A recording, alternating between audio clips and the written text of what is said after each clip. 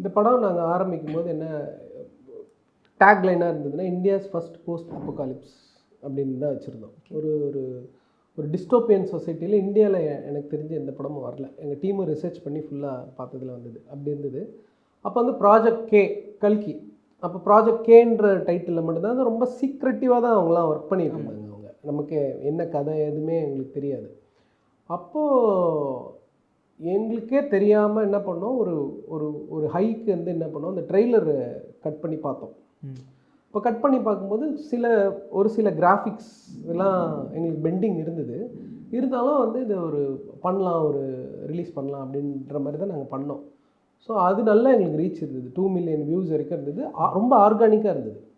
ஜென்ரலாக வந்து என்ன சொல்லுவாங்கன்னா, பூஸ்ட் பண்ணணும் அப்படின்லாம் சொல்லுவாங்கள்ல, பேமெண்ட் பண்ணி பண்ணணும்னு சொல்லுவாங்க. அப்படிலாம் இல்லாமல் ரொம்ப ஜென்யூனாகவே எங்களுக்கு ஆர்கானிக்காக என்னடா இது புதுசாக ஏதோ பசங்க பண்ணியிருக்காங்க அப்படின்ற ஒரு இது இருந்துச்சு.